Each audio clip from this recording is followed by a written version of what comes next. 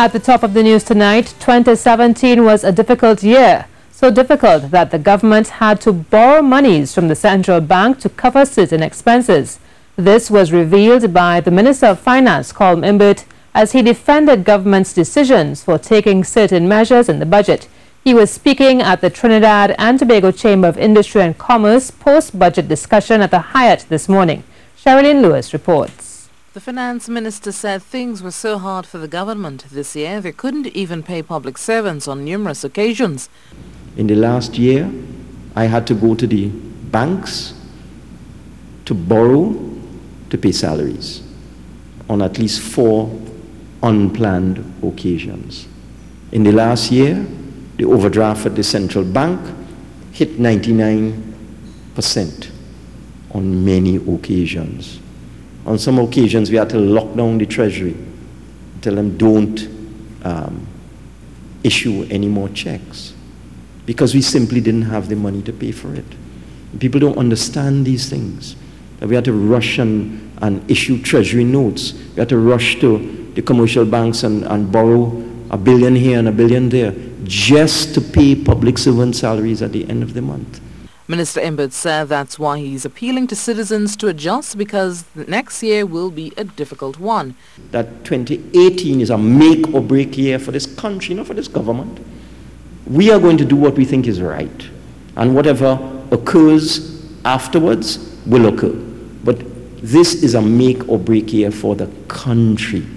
So if you are asked to sacrifice, if you are asked to pay more, if you are asked to adjust, my message to all of you is that we are all in this together, and we must all adjust. The minister once again reiterated that everyone has to share the burden, from the wealthy to the lower income earners. I didn't come here to listen to sterile debate or academic discussions. One of the things about Trinidad and Tobago is that everybody knows that we have to adjust, but nobody wants to adjust. So the labor movement does not want to adjust. The business community does not want to adjust. The average citizen does not want to adjust, but we all know that we have to adjust. Minister Imbert said despite tough economic circumstances, the country was still able to function over the past 2 years. Sherilyn Lewis, C News. The Minister of Finance said despite the naysayers and objections regarding decisions made in the budget, government expenditure has decreased by billions. And Minister Imbert projects growth in the coming months should citizens cooperate with the government. Again, here's Sherilyn Lewis. Finance Minister Imbert said we can't allow multinational companies to extract our resources and not pay their taxes and royalties. That's why he has imposed a 12.5% tax increase on energy companies. It makes no sense to allow the energy sector companies to continue to extract our hydrocarbons, which are the people's resources, and pay no tax. And that's why, if you look across the world, look in the Russian Federation, you look in the United Kingdom, you look in the Middle East, the concept of a royalty comes into play, because that's a tax on gross. In fact, Minister Imbert stressed that for all those who are concerned about the budget deficit, they need to be aware that the government has saved $13 billion in expenditure thus far. $13 billion reduction. Which private company could reduce their expenditure by 20-25% and still be in business? One of the things that people have told us is perhaps we're doing too good of a job. People are not feeling it.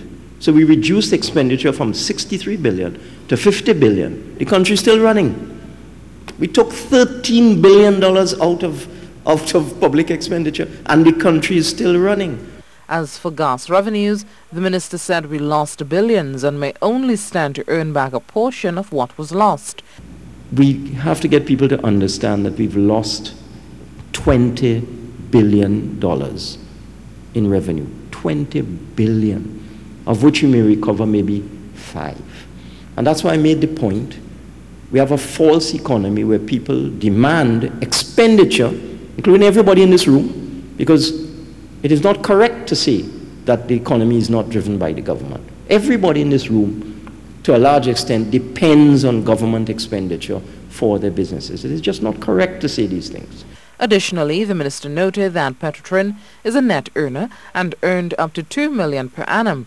This was government's justification for the 12.5% tax increase on royalties. Charlene Lewis, C News.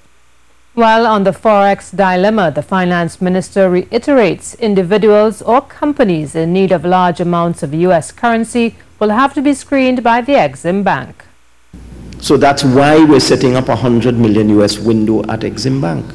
And we're using the bank to determine the characteristics of the applicants so that persons, manufacturers who wish to access US dollars will be reviewed by the Exim Bank, because they're in the business of looking at exports, and they will determine whether the applicant is a true exporter and is really owner of foreign exchange.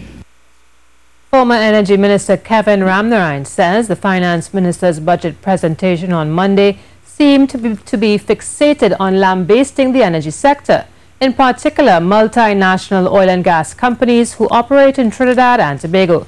Mr. Ramnarine says at this point he's concerned about whether or not the minister and his advisors